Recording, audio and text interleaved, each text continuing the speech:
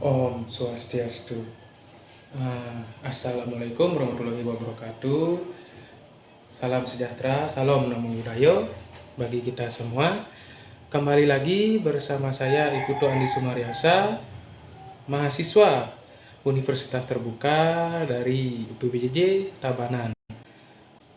Pada kesempatan kali ini atau video kali ini saya akan melakukan percobaan atau praktikum mengenai sistem pencernaan manusia dengan tujuan yaitu untuk dapat mengurutkan bagian-bagian atau organ-organ dari sistem pencernaan manusia.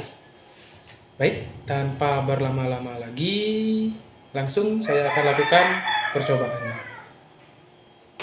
Baik, sebelum lanjut menuju ke praktikumnya, saya mohon maaf sebelumnya karena pencahayaan pada video kali ini kurang memadai dikarenakan cuaca di tempat ini sedang tidak mendukung karena sedang terjadi hujan, sehingga cahaya agak gelap atau kekurangan cahaya.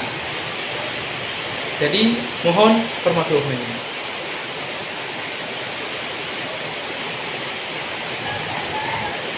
Baik, sebelum lanjut ke praktikumnya, alat-alat yang dibutuhkan dalam praktikum ini cukup sederhana. Yaitu yang pertama, kita membutuhkan gambar dari sistem pencernaan manusia, gambar organ-organ. Kemudian saya juga memerlukan modul atau BMP untuk menjadi panduan dalam melakukan praktikum ini. Selanjutnya membutuhkan alat tulis untuk mencatat hasil-hasil yang saya peroleh dari praktikum dan alat dokumentasi. Jadi mari kita lakukan praktikum ini. Baik, seperti yang sudah kita semua ketahui, sistem pencernaan manusia merupakan gabungan dari berbagai macam organ-organ yang terdapat dalam tubuh manusia yang bekerja sama dengan baik untuk mencerna makanan yang dimulai dari mulut dan proses akhirnya terletak pada anus. Jadi berikut ini penjelasan lengkap mengenai sistem-sistem pencernaan manusia.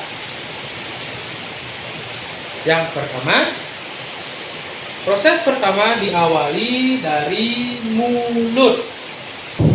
Pada proses atau sistem pencernaan manusia, proses pencernaan pertama terletak pada mulut, yang dimana makanan dikunyah, dikoyak, dan dihaluskan secara kasar oleh gigi.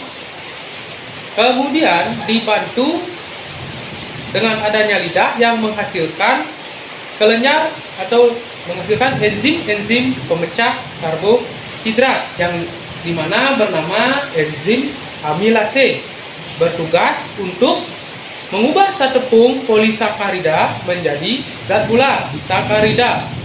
Kemudian dengan bantuan kelenjar ludah, makanan turun ke kerongkongan, di mana merupakan sistem pencernaan atau proses pencernaan makanan setelah mulut. Pada kerongkongan, makanan berubah menjadi atau berbentuk bola yang disebut dengan bolus. Bolus kemudian ditelan dan bergerak melalui kerongkongan dengan gerakan peristaltik, yaitu gerakan gelombang yang mendorong makanan menuju ke lambung. Setelah kerongkongan, proses pencernaan terdapat pada organ lambung, yang dimana di lambung makanan dicampur menggunakan asam lambung atau HCI dan enzim-enzim pencerna makanan lainnya, contohnya seperti pepsin dan enzim-enzim lainnya yang nanti akan saya sematkan atau tempatkan pada LKP untuk lebih lengkap. Enzim-enzim seperti pepsin ini membantu memecah protein menjadi peptida yang lebih kecil. Kemudian Proses pencernaan pada lambung terjadi selama beberapa jam. Setelah beberapa jam berlalu, proses pencernaan makanan kemudian beralih menuju ke usus halus, yang dimana makanan yang sudah dicerna sebagian besar masuk ke usus halus. Di sini pencernaan terjadi dengan bantuan enzim dari pankreas seperti amilase, lipase, dan protease. Serta ada empedu yang disterilkan oleh hati. Nutrisi-nutrisi seperti karbohidrat, protein, dan lemak, dan juga ada vitamin, mineral diserap melalui dinding-dinding dari usus halus, yang kemudian masuk ke dalam darah dan limfa. Selanjutnya, proses masih terletak pada pankreas dan hati. Ini pankreas, yang ini hati. Proses terletak di sana, yang dimana pankreas menghasilkan enzim-enzim yang membantu memecah makanan seperti amilase untuk karbohidrat, lipase untuk lemak, dan protease untuk protein. Sedangkan hati membantu empedu untuk memproduksi cairan di kantong empedu yang digunakan untuk mencerna lemak. Setelah itu, proses pencernaan masuk ke dalam organ usus besar.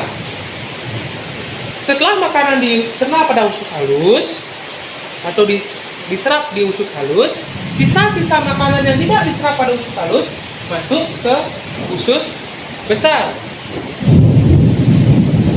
Kemudian di usus besar, sebagian besar air yang terdapat dalam makanan diserap kembali, dan bakteri yang terdapat pada usus besar membantu fermentasikan sisa-sisa makanan menjadi gas dan vitamin K.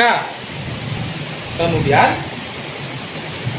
setelah proses pencernaan terjadi di usus besar, kemudian sisa-sisa makanan yang tidak tercerna pada keseluruhan pencernaan di sini masuk ke dalam rektum, yang dimana sisa-sisa makanan tersebut termasuk serat dan selulosa, atau jika sudah berada di rektum yang kita beri nama feses atau kotoran.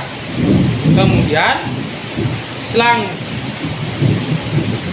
beberapa waktu, feses yang terletak pada rektum atau disimpan di rektum akan dikeluarkan melalui anus dalam proses pembuangan atau buang air besar. Baik, sekian percobaan kali ini dari saya mengenai sistem pencernaan manusia. Kesimpulan yang bisa saya ambil setelah melakukan praktikum kali ini yaitu saya bisa mengetahui secara mendalam mengenai sistem pencernaan manusia, yang dimana sistem pencernaan itu merubah makanan menjadi nutrisi-nutrisi yang sangat berguna bagi tubuh manusia. Dan juga bahwa saya menjadi tahu bahwa sistem pencernaan tidak hanya melalui proses masuk punya telan, berputar dan keluar, tidak hanya seperti itu.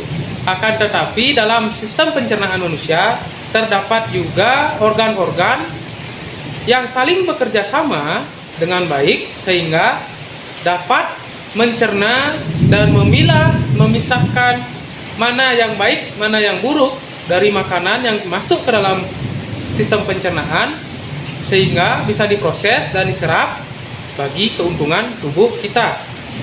Dan juga pada sistem pencernaan terdapat dua jenis pencernaan, seperti pencernaan mekanis dan pencernaan kimiawi, yang dimana pencernaan mekanis itu terdapat pada gerak peristaltik, yaitu gerak gelombang yang digunakan untuk mendorong makanan. yang terdapat. Mungkin kalau gerak-gerak mekanis itu contohnya seperti gerak peristaltik, gerak yang terdapat pada mulut, di tenggorokan, pendorong-pendorongan yang terdapat pada usus-usus. Kemudian yang kedua ada pencernaan kimiawi yang juga terdapat pada mulut, tenggorokan, usus, yang dimana enzim-enzim berguna atau enzim-enzim yang terdapat pada organ-organ sistem pencernaan, dimana enzim tersebut berfungsi sebagai pengurai zat-zat yang terdapat pada makanan sehingga dapat diserap oleh tubuh dengan baik. Jadi itu saja kesimpulan yang bisa saya sampaikan pada praktikum kali ini. Saya mohon maaf jika masih ada banyak salah kata dan kekurangan pada video praktikum saya kali ini. Jadi terima kasih telah menonton dan sampai jumpa kembali.